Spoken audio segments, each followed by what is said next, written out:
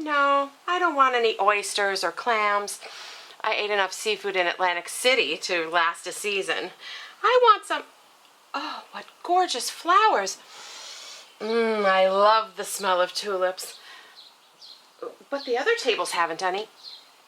Fred, did you? Sure I did, Marion. I knew you'd like them. I do, but you mustn't be a silly boy any longer, Fred. I will too. It isn't silly to give you flowers. Oh, that's all right, Fred. Goodness knows I like the flowers. But I'm not a young idiot who expects her honeymoon to last forever. I've had one experience, you know. Yes, but you mustn't judge all men by him. I don't. I knew well enough you were different, or I'd never have married you. But at the same time... Well, I'm going to show you that real men don't get over the fun of being married to a peach like you in just 2 weeks. You don't want me to, do you? Of course not, Fred. Didn't I say you were different?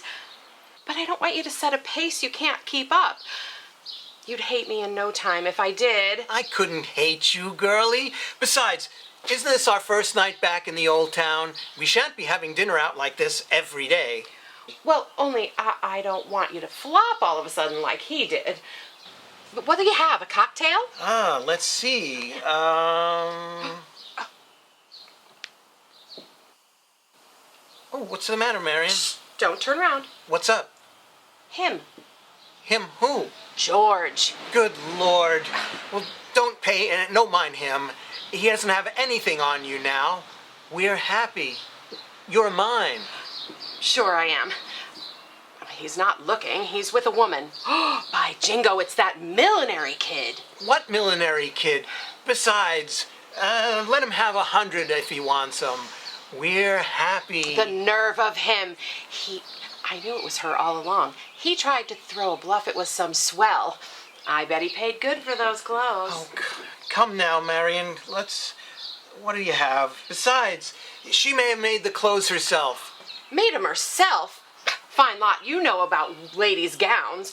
That came from the Avenue straight. Well, what if it did? I'll get you a better one. You just wait. He's looking over here. Well, look at me and you won't see him.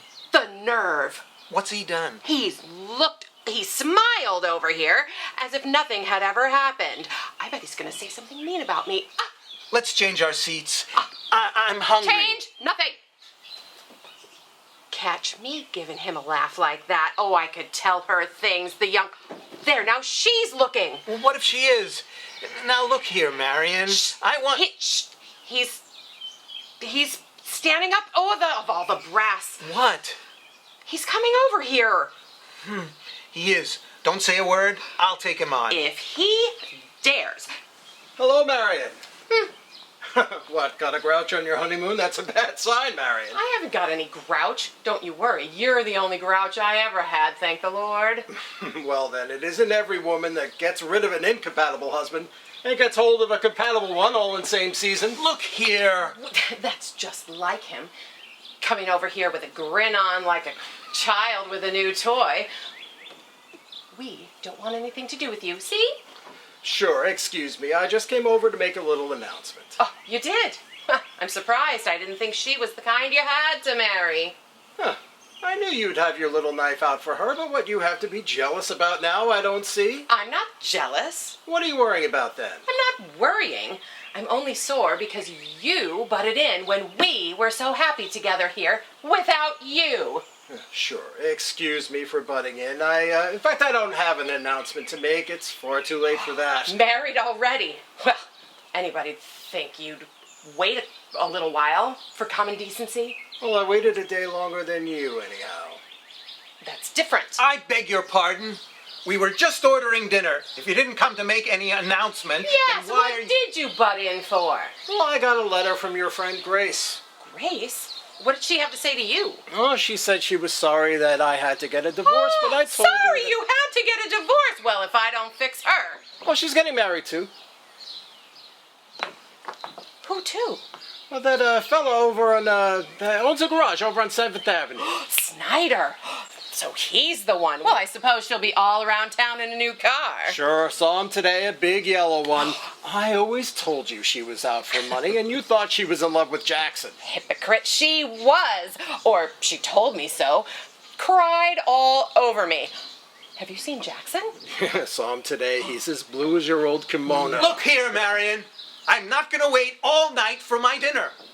Order your old dinner then. What did Jackson say, George? Oh, well, you know, it was just like that time with that one, what's her name? Judith. Judith, Yeah, yes. he was all heartbroken.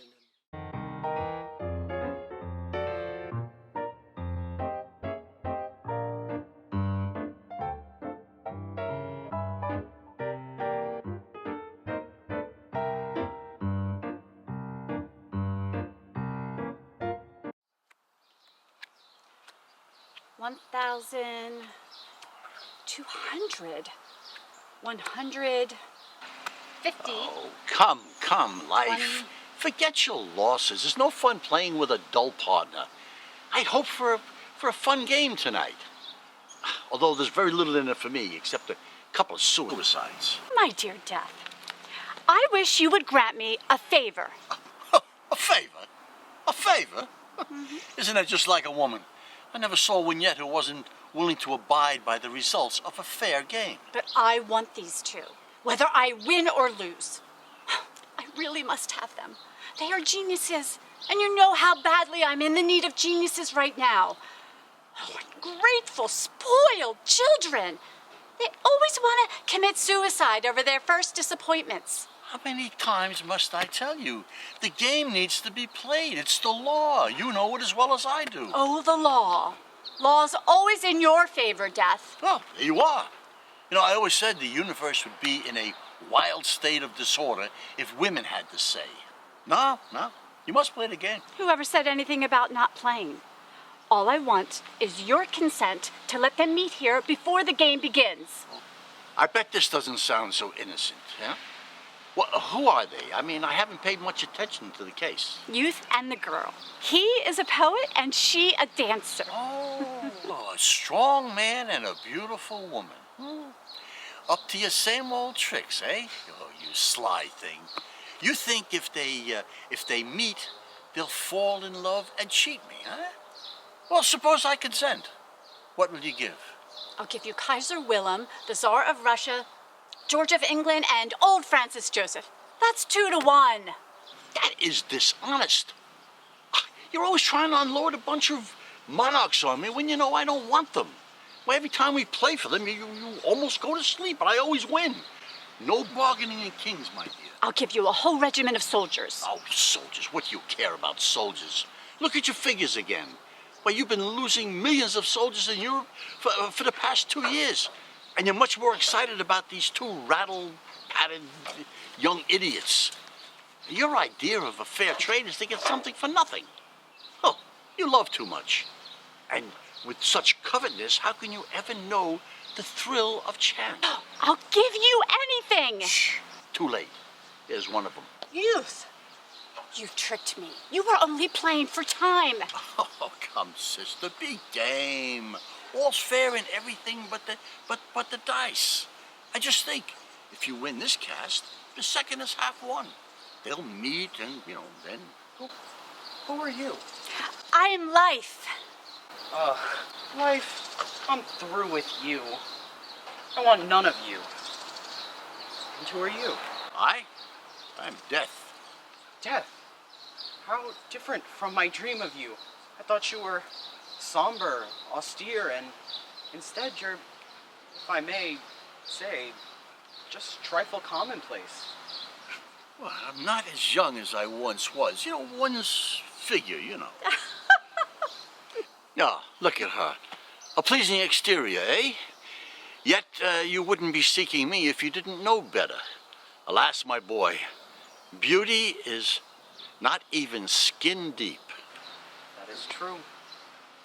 Oh, Death, I've been seeking you for weeks. Oh, yet I am always present. Where did you seek me?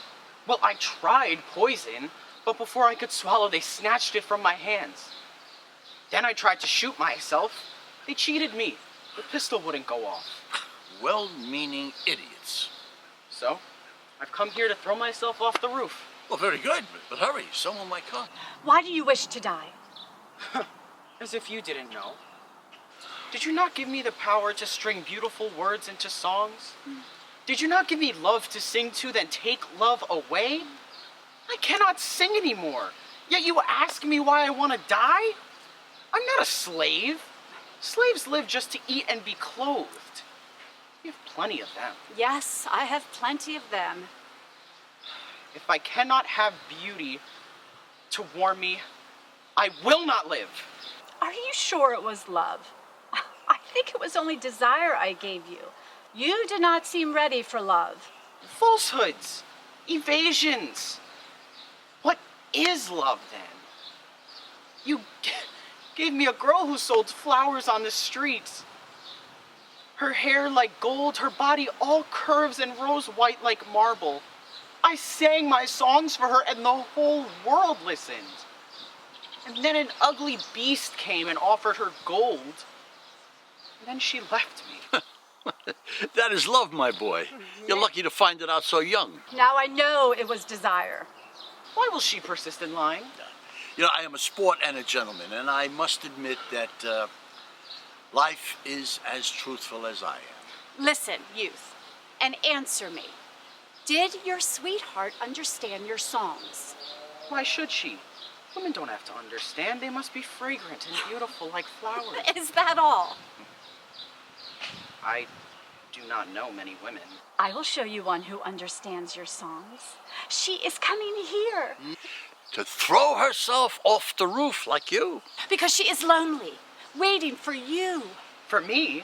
But I do not know her. But she knows you through your songs. And you've been seeking me for weeks, huh? Are you to be fooled again by this tricky charlatan? You who have had enough of life? There is no place for cowards among the lofty dead. Death, forgive me. Life, farewell. Hold! We must play first. Well, so now it is you who are asking me to play? Come, life, do me a favor. Give me this one, and the girl shall be yours. No, the game must be played. It is the law.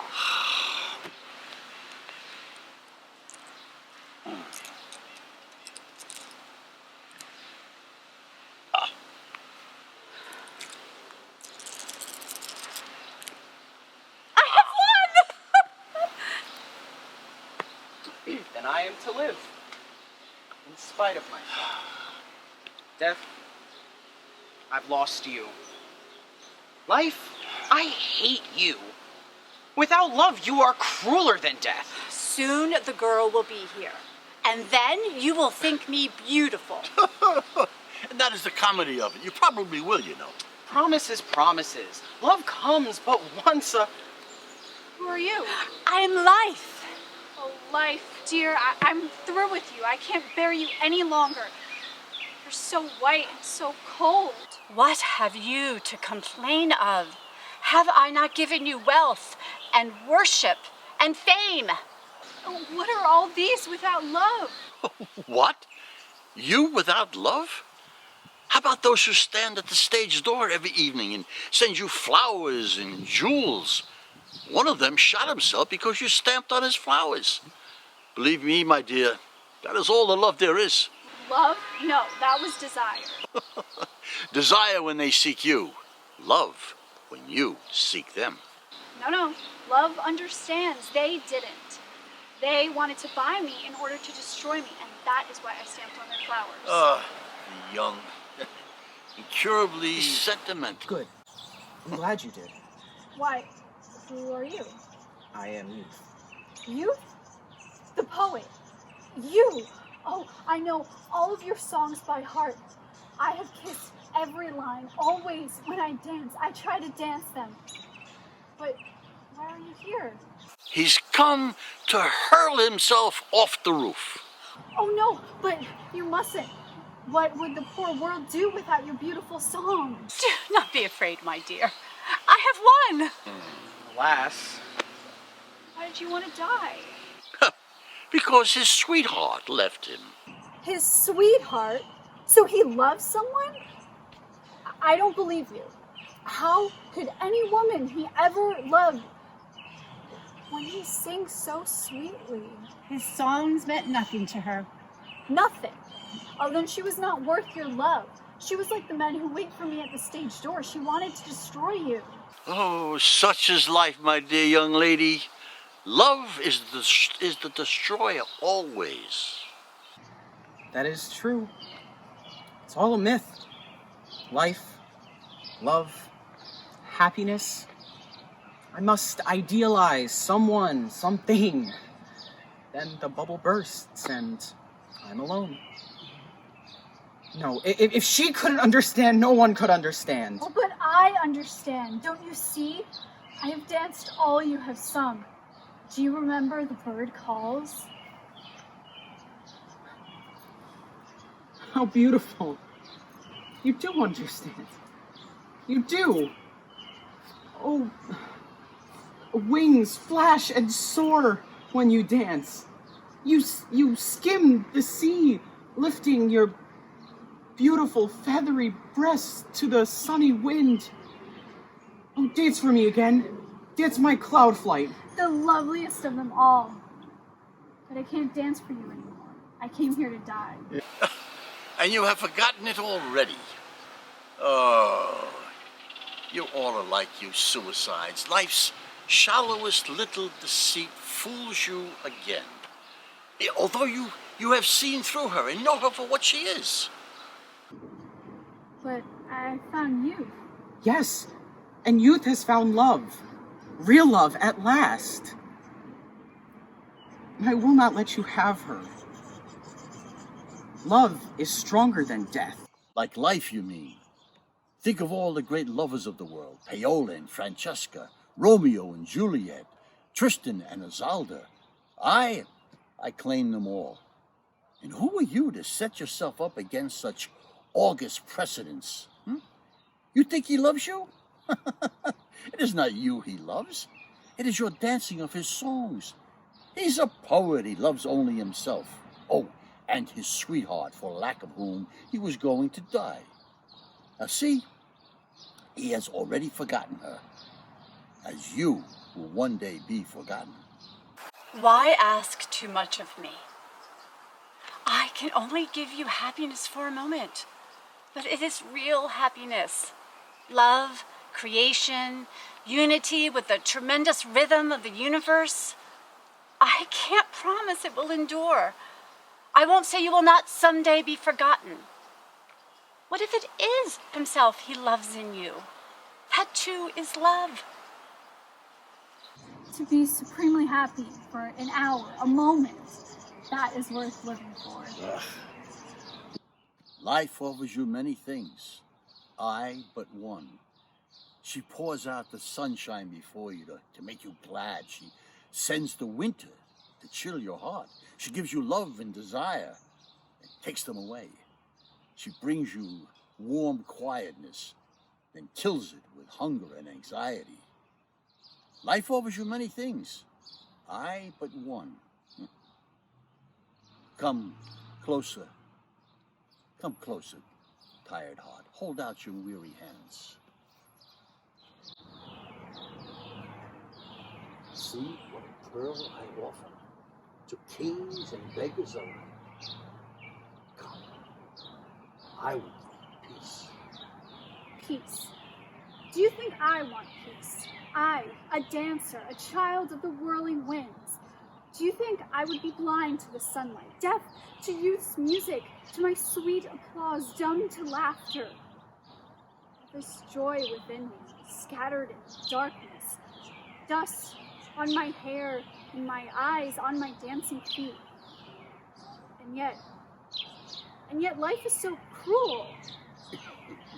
She is mine. Haven't you forgotten something? The game? Yes, I remembered the game. But she too has found love. Yeah, but in willing to die, she laid her life on the knees of the fates. So we must play for her. It is the law. I am not afraid to play. This time I have you, Death. Oh, have me? Oh, no, nay, life. I am cleverer than you. On this game hangs the doom of both. Of both? You lie, Death. I have already won Youth. He cannot die. Youth cannot die, you say? True. But the girl dies if I win. Is that not so? Well, and if she dies, what then? He loves her, but he cannot follow. Nay, he shall live forever mute, forever regretting his lost love, until you yourself will beg me to take him. Death, I beg of you. Oh, life begging death. No, sister, I wouldn't help you if I could. It is the law. Let us play. It is the law.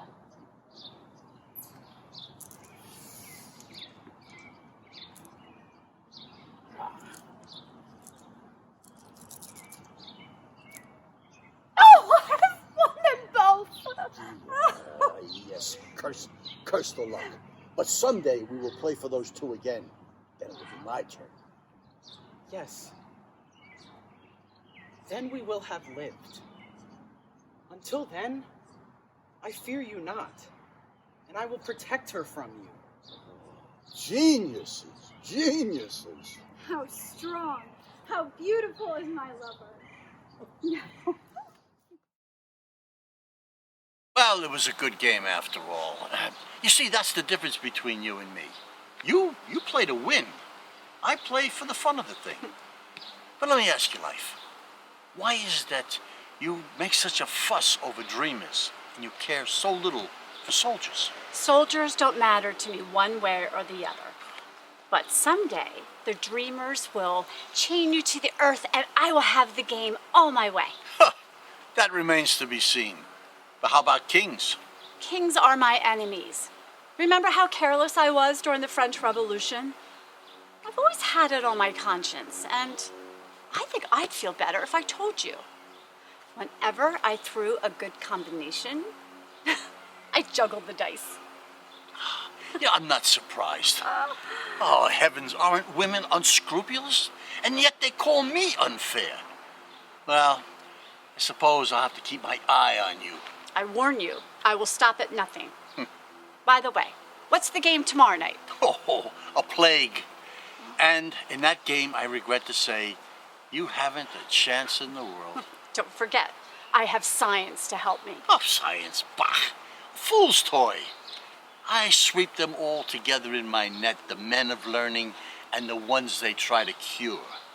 Don't forget that the sun, the healing, blessed sun, still rises every morning. Please, don't remind me of the sun.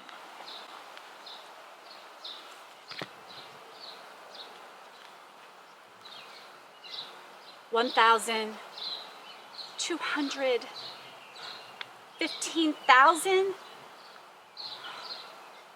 I must never let him know how much I mind losing soldiers. They are the flower of youth. There are dreamers among them.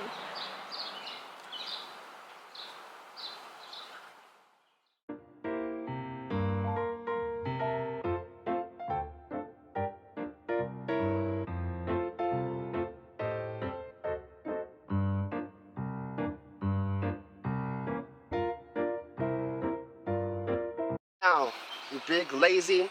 Get a move on. Go, come on now, pick it up. We've got a show to do. What's the matter with you today anyway? What's going on? Just this damn elephant. He's not cooperating today. He just keeps standing there. And I don't know what's wrong with him. I can tell you what's wrong with him. Stubbornness. That's what it is. He gets stubborn. Like a mule sometimes he is. He's dead. I've tried everything they've said to do. Peanuts, the whip. Nothing seems to faze him. Might have to set him out loose. What do you mean he's dead?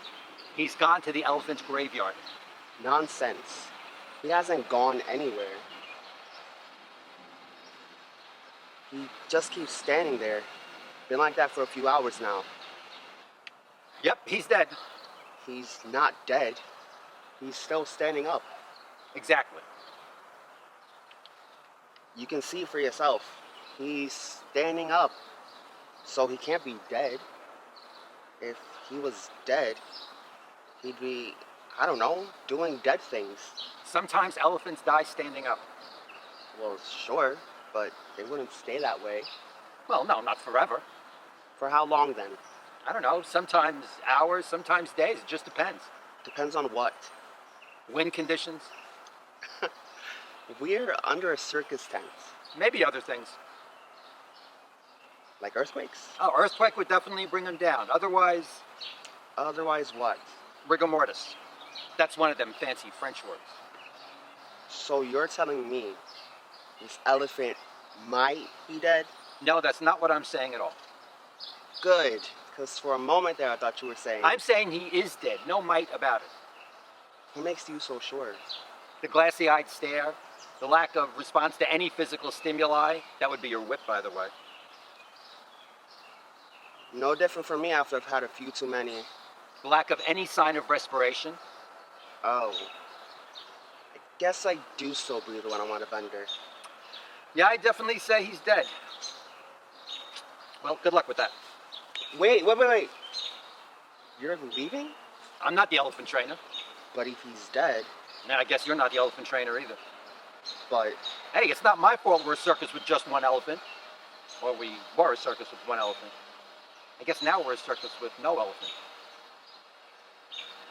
but what am I supposed to do? I don't know. What would you have done if he just laid in the corner and died? Never thought about that. I guess now would be a good time, eh? Well, I'm off to shovel elephant poop. Except, Except what? if there's no elephant, that means there's no elephant poop either. Guess you're right. You know what that means, don't you? Means you got the day off? It means we're out of work. Oh, At least not working with elephants. And you know what that means. what? You know. No, I don't. Don't you remember? Remember what? Before old Peanut Eater here? No, Yes. not that. What else is there? Anything but the clowns. You know they will. Oh, they will, won't they? They did it before. They couldn't. We don't want to be with the clowns. Clowns are scary. Fake noses are too tight. I can't even look at myself in the mirror. Yeah, and those big floppy shoes, they're just not my style. So, what are we gonna do? There's only one thing we can do. Run away and join the circus? Oh, we've already done that. So, what can we do? We have to get another elephant. Right. Horace, why didn't I think of that? How are we gonna find another elephant? I don't know. I'm sure we can buy one somewhere. They probably have them on Craigslist. Right. Buy another elephant. How are we gonna afford another elephant? With the money we make selling this one. We're gonna sell this one? You ought to try, don't you think? Who's gonna wanna buy a dead elephant? Nobody.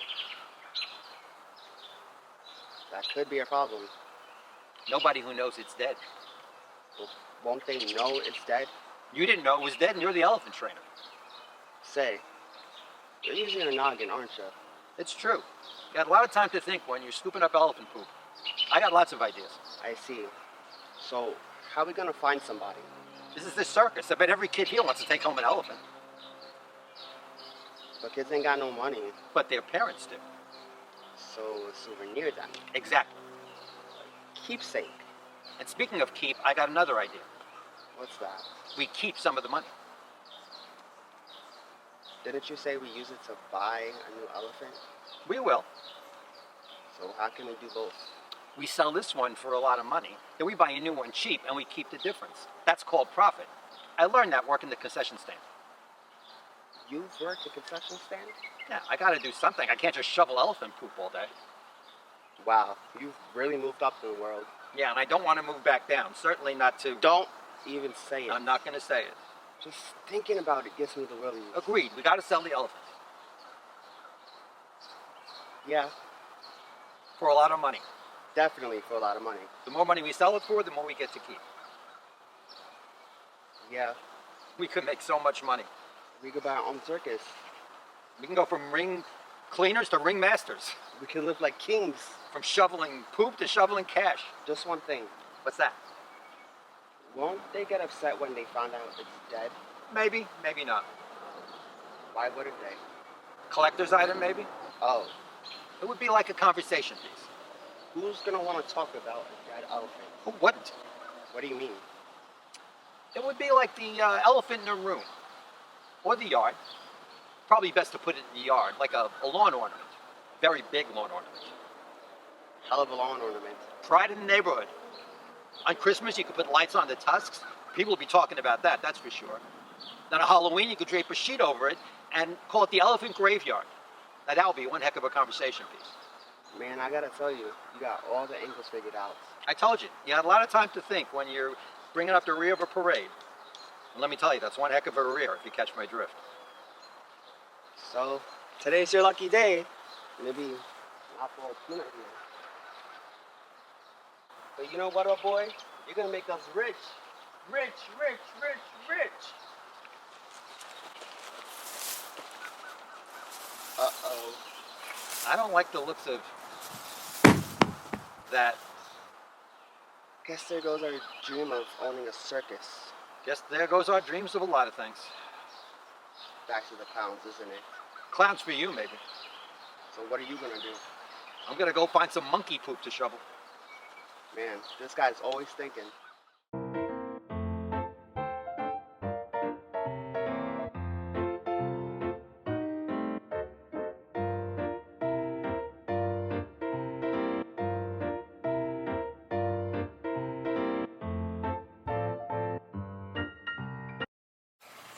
How very absurd and medieval on his part to send me a Valentine. I do not think I shall be entirely satisfied unless there is a heart penetrated by an arrow. There's something about a heart in vivid color penetrated by an arrow that expresses an amount of sentimental suffering otherwise impossible to delineate. They suggest conventionalized emotion in a way that is charming, and Dick and I like our emotion conventionalized. Aunt Eleanor? Aunt Eleanor, can I have an apple? She's always wanting something to eat. I suppose when I was her age, I always wanted something to eat. Of course, you can have an apple. Well, I've had 3. I've no doubt of it. But you can have 4. You can have as many as you want. Well, I don't believe I want more than 4. I have greater faith in her capabilities founded on a brief but eventful experience. What is so absurd about it, this whole Richard Valentine thing is that Richard should fancy for a moment that that sort of thing should really have an effect upon me. I mean, he knows I am the least sentimental of mortals. And that all the accessories of lovemaking are lost on me. I have bypassed beyond that, with all men, with Richard Morrison. I know he's in love with me. And, well, that fact is itself at our age everything. I mean, it would be everything if I cared for him. It ought to be enough for any woman. Say, Aunt Eleanor, there aren't any more in the dish. Any more what? Oh, I'm sorry. But Jane will get you more if you speak to her. It doesn't really very much matter, Aunt Eleanor, but if Jane can just as well. Yes, Jane can just as well. What was I saying about enough for any woman? This couldn't be apples. Oh, I know. He's in love with me. Yes, and he knows I know it. And that certainly ought to be enough for him. Why, what could be more reasonable? What is the use of his telling me anyway? I mean, it won't do any good. I implied that the other evening when he showed signs of bringing up the matter for the dozenth time. And he laughed and he said, "Day after tomorrow is the 14th of February. I think I shall have to try sending a Valentine." As if a Valentine would make a difference. Still, I'm curious to see what kind of composition it will be. But it is afternoon and it hasn't come yet. I should believe that he would never think of such a careless remark again, except Richard has a dreadful way of remembering careless remarks. Jane found some for me, Aunt Eleanor, and she says there are lots more, so it's all right. Oh, yes, I'm quite sure it'll be all right. Say, Aunt Eleanor, I've been reading an awfully interesting book. Oh, really? Have you? This taste for reading has suddenly developed. I hope it will last. What is it? Oh, I've forgotten the name of it, but it's awfully interesting. It's all about broken engagements and misunderstandings, and they go to the most elegant ball, and he sends her the most beautiful flowers from his own greenhouse, you know. I've forgotten what kind of flowers it is, but it is some particular kind, you know, that means something. It's a sort of strange name. I wish I could think of it so if someone ever sends me any, I'd know what it is. It was in England, you know, at a manor house, and oh, I wish I could think of it. It isn't Lang Lang, you know, but... Stephanotis, perhaps? Yes, I guess that's it. Anyway, it's just as good. I've forgotten what it means anyway, so I guess I wouldn't know. Well, he sends them to her, and she doesn't wear them. Oh, there's someone else in the house who's in love with him, too. And she interferes. I think she mixes up the flowers or something. She's an awfully mean old thing, and I should think he'd have seen straight through her in a minute and known that she, the other one, wanted to wear the flowers. I would, I know. Wouldn't you, Aunt Eleanor? Oh, undoubtedly. There's nothing easier than unmasking deception in books. One doesn't have anything half so interesting to do in real life. Well, anyway, he quarrels with her, the nice one, and he goes off with the other. And she has the most beautiful dress at the ball. It's all sort of weird and serpent-like and glittering. And I was dreadfully afraid he was going to propose to her. Wouldn't it have been perfectly awful if he had, Aunt Eleanor? Oh, yes, perfectly awful. It seems so long ago that I realized how perfectly awful it would have been. Oh, anyway, the whole time you worry about this serpent one, and she's so deceitful, you know, the perfect schemer, and you wonder if it will ever straighten out. Yes, certainly. It must be very interesting. I remember worrying over such misunderstandings, and really having doubts about their straightening out. It was crude, to be sure, but I fancy it was better than not caring whether they straighten out or not. Wouldn't you like a knife and plate? Oh, dear me, no. It's awfully fussy to have a knife and a plate. I eat most every bit anyway, all but just the stem and the other end. I like the core of this apple. Some cores, I don't. And then there's this elegant scene at the end where somebody dies, and the hero, I think his name is Lionel. Isn't that a nice name? So sort of odd. He's so despairing. You never saw anything like the way he talks. Very likely. And yet I dare say he'll get over it. The more despairing they are, the less time they can keep it up. Otherwise, there would never be enough despair to go around. Doesn't it just sound splendid, Aunt Eleanor? Oh, yes. There is always something attractive about despair.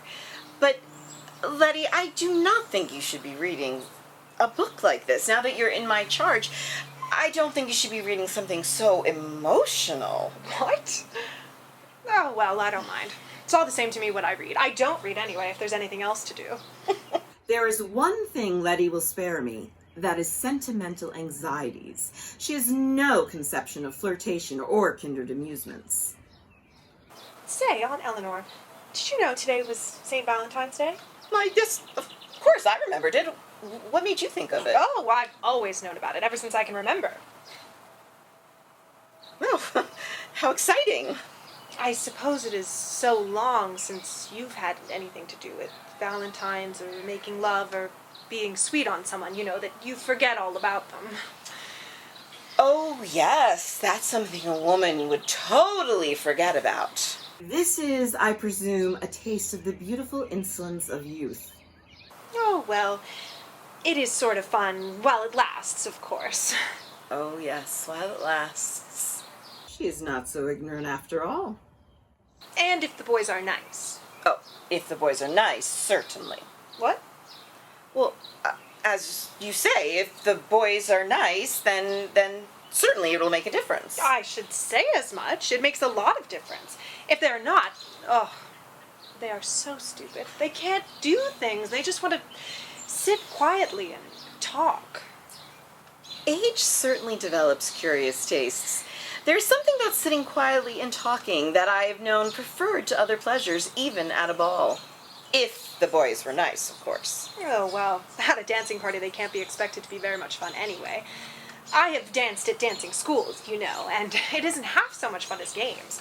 But I shouldn't think to go out all dressed up in your best clothes and dance with a bunch of people you don't care about would be much fun.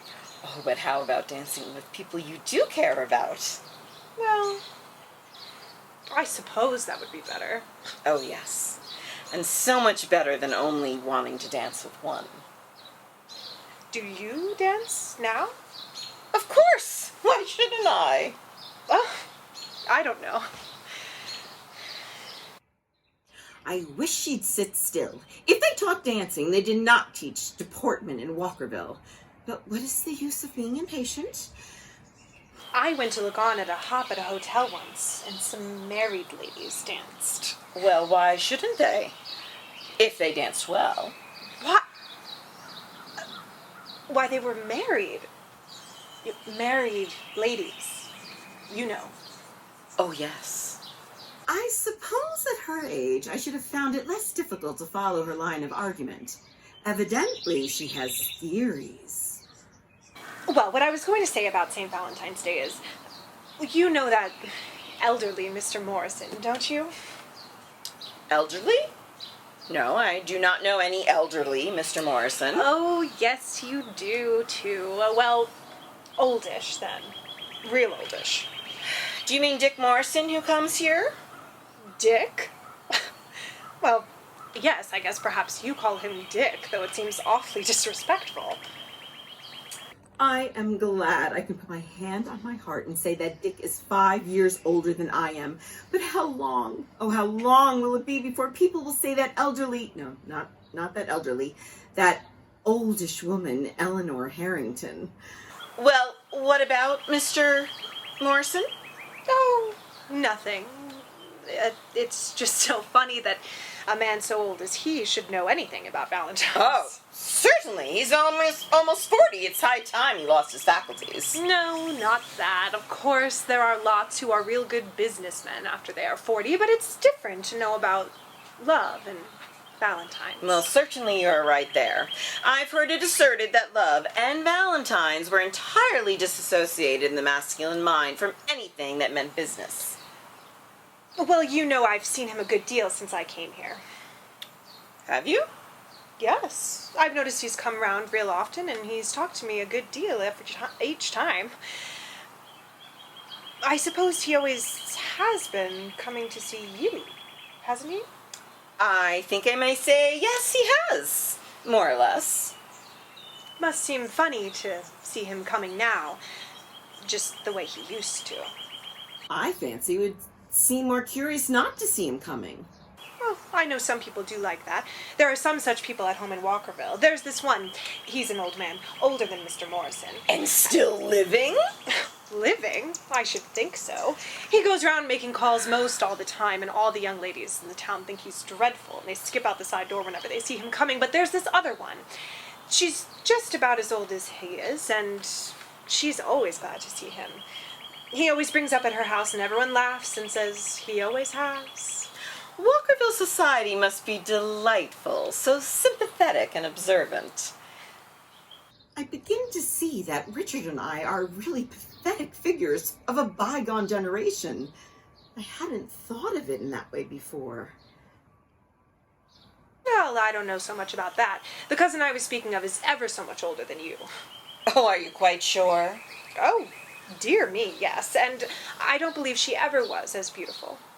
Oh, really? You overpower me. She might have been when we were both younger. Direct flattery after such knockdown blows is sweeter than honey in a honeycomb. Oh, no, she wasn't. She isn't... Well, she isn't like you. She's different. People are different, I know. In spite of these mitigating circumstances, she evidently considers it an analogous case. Oh, well, I was going to tell you about Mr. Morrison. Oh, yes, you were going to tell me about Mr. Morrison. Live and learn. Well, as I say, he's talked with me a good deal since I came here. And he said to me the other day, it was that day, don't you know, when the bell rang when he was here, and he said your doorbell was always ringing, and you said something about it being the primary object of a bell, and he said the primary object of that particular bell seemed to be to always interrupt him whenever he had anything important to say, and you said perhaps if that were the case he'd have better luck if he wasn't always trying to say the same important thing, and he said he hadn't suspected you of countenancing the chestnut bell, and you said you shouldn't think he would hint at such an ordinary proceeding, and then Mr. Apgood came in, and you smiled and shook his hand, and you seemed so glad glad to see him, and I was so surprised because I heard you tell Mrs. White just the other day that you thought he was a dreadful bore and that he was always coming just when you didn't want him to. Might I ask where you were during this correctly reported conversation? Why, don't you remember? I came in just as the bell rang, and when Mr. Morrison came in, you said, "Here is Letty, Richard. She will entertain you." Oh, yes, I remember. This is the realization of one's most morbid dreams of the enfant terrible. And I just tell you, I guess I did entertain him. I haven't the slightest doubt about it. Did you perhaps give him one of those dramatic reports of social events in Walkerville, where aged men of 40 winters are not yet shut out on account of the natural decay of their faculties? Well, I didn't say so much about Walkerville, though I did tell him a good deal. He seemed really interested in it, too. I told him all about the socials we used to have. Socials? Did he know what a social was? Oh, of course he knew what they were. Why, I tell you, Aunt Eleanor, I guess that Mr. Morrison has been round a good deal. Oh, you think he has? Well, yes. Perhaps he has been around a good deal, but I didn't know that he'd ever been to a social. He said he'd been to a good many. I told him about them, and he said he'd like to go, and I invited him to the next one that meets at our house, and he put the date down because I was afraid he'd forget it, so I guess he'll come. Richard in Walkerville for a social? Mr. Morrison has a great many engagements. He's rather a hard man to get for anything, so you mustn't be disappointed if he doesn't come. Oh, no, I shan't be disappointed. But I guess he'll come fast enough. What is the sort of thing they do at a social? Do they play, Going to Jericho? I'm sure it's no further off than Walkerville from Richard's point of view. Jerusalem, you mean? Oh, they sometimes do. I would just like to see Mr. Morrison playing Going to Jerusalem. I guess if there was only one share left, they'd have to go pretty quickly if they didn't want to come down in one another's laps. I've no doubt he would. It gives me chills to think of Richard in such a situation. And the music's awfully fast just at that last. How he would go. Richard circling around a chair to fast music? I don't wonder the idea pleases her. But then they almost always dance, and once they start to dance, they never want to stop. Sometimes they engage dances 3 or 4 times ahead. Julia had 4 dances engaged ahead the last time. Indeed, how singular. I suppose the girls will think it awfully funny to see me with a man of Mr. Morrison's age, but I shall explain it. And how will you explain it? Oh, well, I shall explain about my meeting him here and everything, and about my Valentine.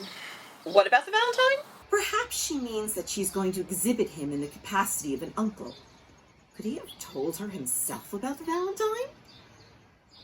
Oh, I was going to tell you about that. Well, it seemed as if he had something he wanted to say to me, but he didn't quite know how to say it. Don't you know there are people like that sometimes? Yes. But I never observed it in Richard. So I wasn't at all surprised when he began to talk about Valentines. And why not? Well, you see, I could see that he liked me. Dick's same old way. Naturally. And he wanted to take that way of telling me so. I credited Richard with more imagination, but it seems that he recognizes but one way of sentimental communication. Well, I hope he will not send me a comic one. I think comic ones are horrid. I fancy he will not send you a comic one. Not one that is technically comic. It wouldn't be like him. Did he ever send you a Valentine? Why, I don't know. I can't say he ever did. Well, then perhaps he does send comic Valentines. But I don't believe he will this time, because I think he means something by it. Possibly.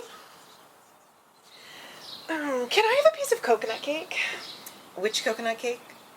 Oh, yes, certainly. I think it is an awfully good cake, and Jane says we are going to have another kind tonight, so I thought it had better be eaten up. You were quite right. Say, Aunt Eleanor. Yes? Don't you tell that Mr. Morrison that I said he said anything, or that I thought he meant anything. No. I never let him think that I think he means anything. Because perhaps he wouldn't like my telling you, you know. I feel utterly dazed. The only idea that I seem to have saved from the general wreck is that there is an extreme likelihood of Richard sending me a comic Valentine? And that's something I never thought of. What in the world does he send one to Letty for? Something she said probably suggested it. Yet why do I refuse to put her own construction on it? That he likes her? Well, why should he not? She's pretty enough in a way. Fresh, naive, just the sort of thing to fascinate a somewhat blasé man like Dick Morrison. He certainly did talk with her a long time the other day. Well, I ought to be glad. I think perhaps I am glad, because, well, I'm not in love with Richard Morrison. I said so half an hour ago, and many times before. And he only takes me at my word. And yet, Letty, that child, how utterly absurd. Men have no right to abuse their privilege of being absurd. I don't know what to think. I will let the Valentine episode decide the matter. He can't be going to send the same one to both of us. When we have conned our respective Valentines, we may understand it better. Don't you want a piece on Eleanor? Thank you, Letty, just not now. She is rather pretty. I like to eat the coconut off the top first. Richard has not seen her do that. I am positively too annoyed to be agreeable. While you eat your cake, I shall go for a book to read. You can have the one I was reading if you like. No, I'm in the middle of another one. All right. I think it's awfully funny about that old Mr. Morrison. I guess he has been paying on Eleanor some attention. I bet you anything that's what it is. But I heard her tell Mrs. Payne just the other day when she said something to her about him that they were nothing but just friends, that they'd known each other always, and that it was perfectly ridiculous to say that they were anything else. So of course she can't care about him, or she wouldn't have said that. And I suppose when he saw me, he felt differently. And there can't be any harm in my just carrying on with him. Now Eleanor won't care, and I guess I can handle him. There. There's the Valentine now.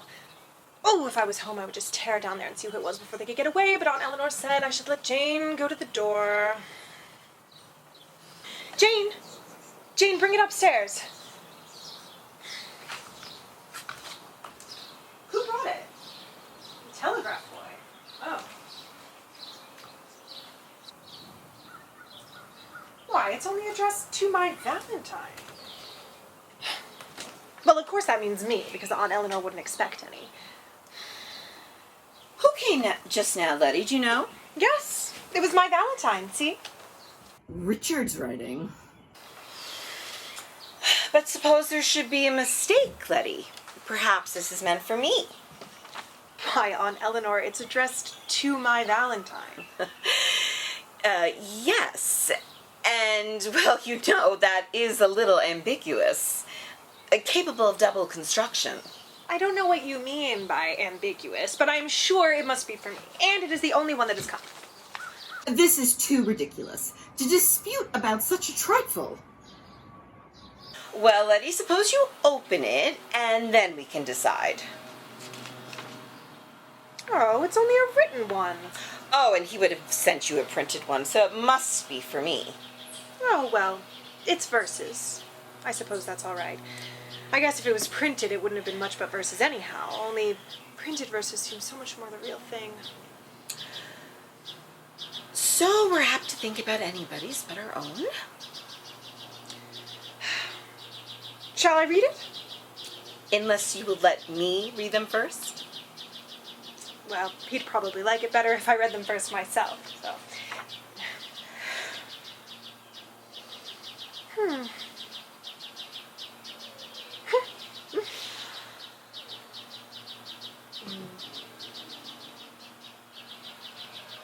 Would you like me to read them? Just as you please. Why, Aunt Eleanor, you don't mind his writing to me, do you? Of course not. Why should I? I didn't know. Perhaps you didn't like it. Well, this is the way it goes. A trite old-fashioned, yes, at best. I don't see why he should think it's so very old-fashioned, do you? A veil whose wearer stands confessed. I think that's awfully funny, the idea of a man wearing a veil. Probably this is intended for a comic Valentine. Something or other. A ruse that cares not to mislead. Well, he'd better have directed it more carefully, that's all I've got to say. A riddle that runs may read. I think that's sort of mixed up. I think it's very pretty. But so is the story old. So is my lady fair and cold. Well, that's me, I suppose. Oh, certainly a most transparent illusion. As far as those of other days, I'd like to know what ones of other days. It makes a good deal of difference, doesn't it, Aunt Eleanor? I'd like to know just who he meant, for some of the ones are very homely in the story we read at school. Oh, Helen of Troy. Of course, they always begin with Helen of Troy. Don't be so exacting. Or perhaps he means some of the girls he used to be in love with. I suppose he's had time to be in love with lots. Possibly.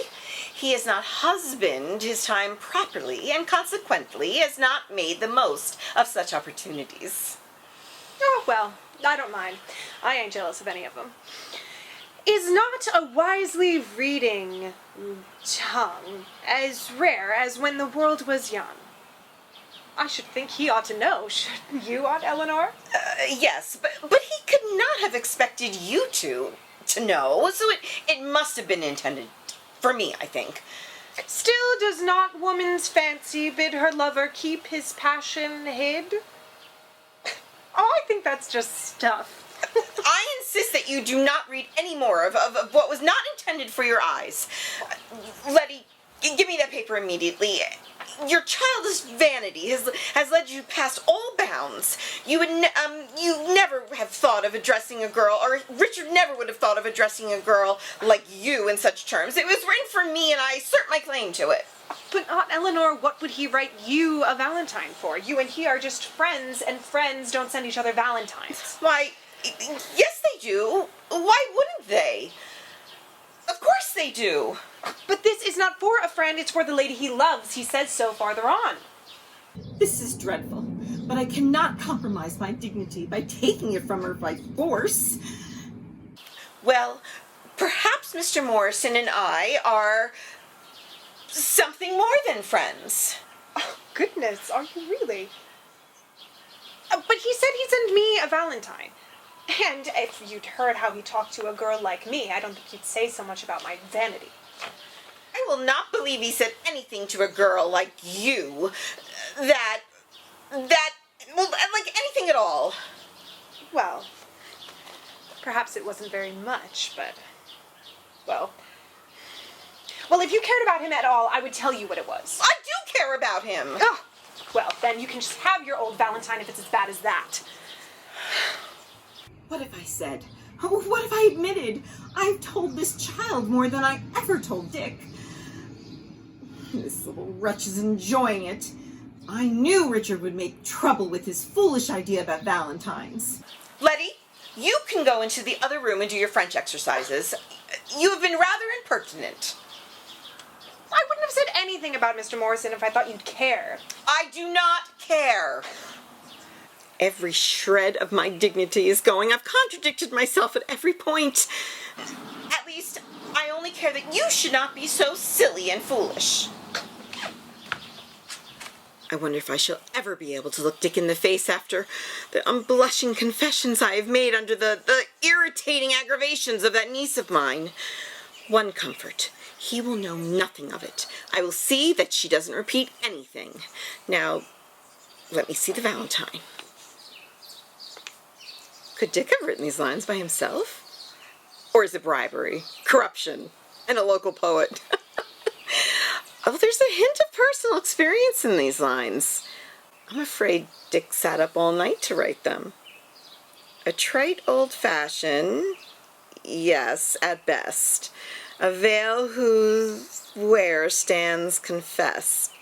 A ruse that cares not to mislead, a riddle that runs may read, and so I take this old way to make her head what I would say. This pen, like keener pens than mine, shall write my love a Valentine.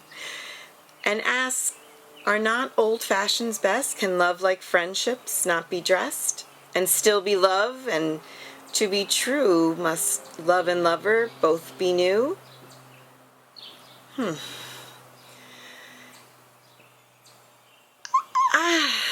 am not sure that they must. Perhaps after all, but what nonsense is this to be convinced by Valentine and not a hint of a heart or an arrow, even a glimpse of colored paper? I should think at least he might have lined it with colored paper. Well, let us proceed. Well, not obsolete, perhaps, but... Well, Richard has won a certain advantage by handing me over to St. Valentine. I feel as if he was waiting for an answer, like a telegraph boy, and it was quite good form to keep such a person waiting long. Altogether, I feel weak and vacillating. Eleanor! Why now Mr. Morrison's in the reception room? Oh, I'd almost rather it was St. Valentine. And I guess that Valentine was for you, because I asked him, and he said it was. And he brought this with him for my Valentine. He didn't have time to send it. And I'd rather have it anyway. And I told him what you said. Won't you have some on, Eleanor? Told him what I said? I didn't say anything. Oh, yes, you know, about your knowing he wouldn't write me a Valentine because he cared about you and you cared about him, or something. Oh, Letty, I never said so. How did you dare repeat it? Well, he didn't mind a bit. He just laughed and said he guessed his Valentine was addressed right after all. Well, I don't know what he means by it. And he says you needn't be worried about his writing poetry. He'll never do it again. I don't know why it should matter to me. Of course, I'll go see him myself. And will she venture when they meet to tell him he is obsolete? I don't quite know, I'm sure. Well, I think there's an awful lot of fuss about a written Valentine. I'm sure I'm glad he didn't send her the candy. I guess her head would have been turned then.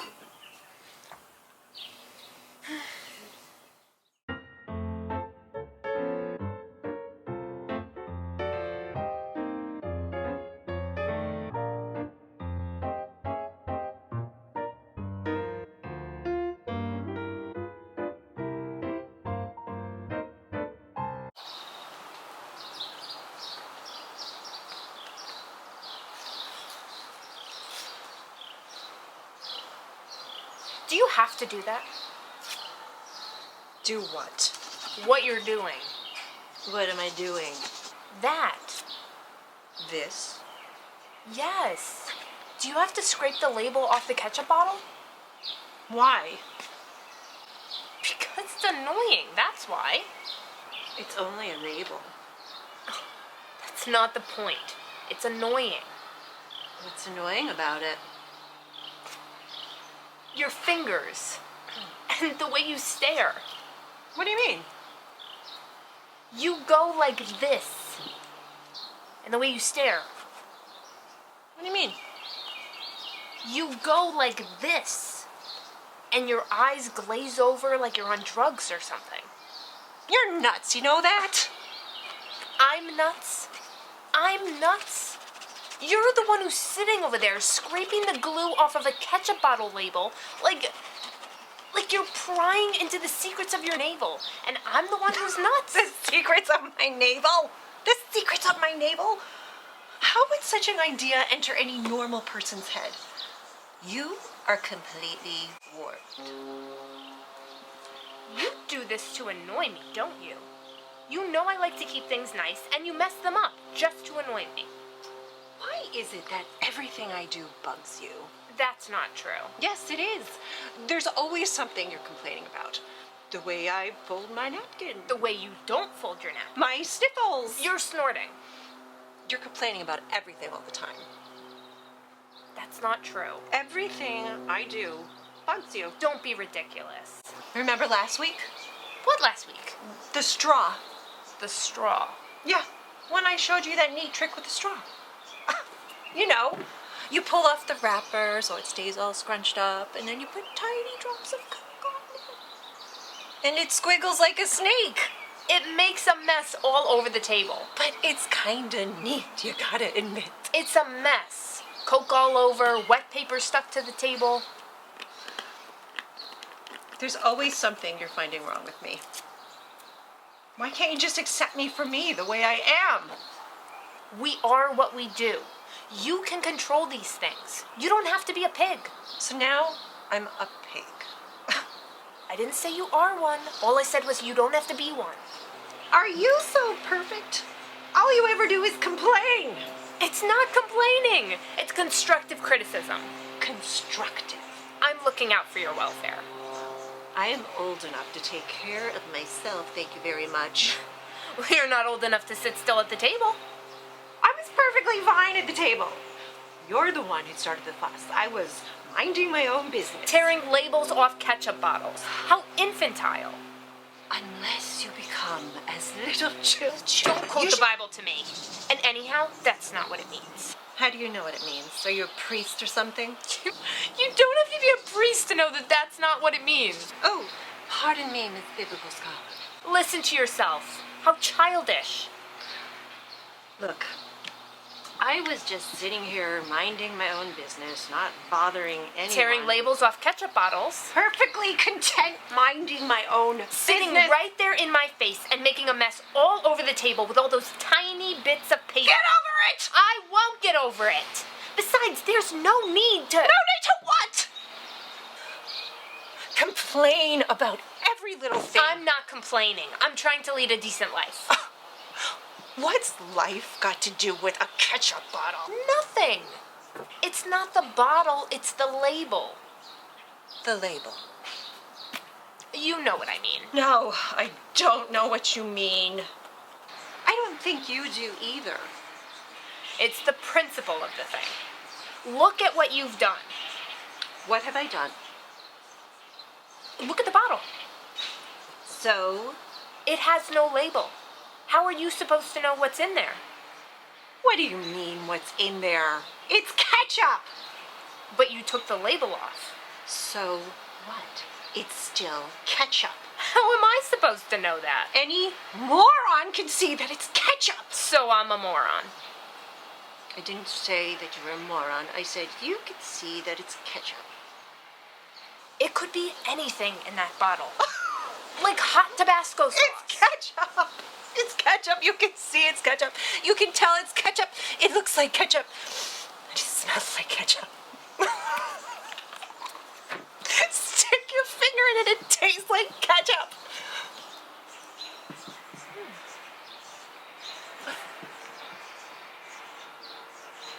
Do you have to do that? To what? What you're doing. What am I doing? That. That? Yes. Yes, your finger. I just wanted to make sure. You're going to put your finger back in the bottle after it was in your mouth? I just wanted You're to going to put your germy fingers back in the bottle after they were in your mouth. It's not going to kill anyone. I'm not sick. How could you do such a thing? It's revolting.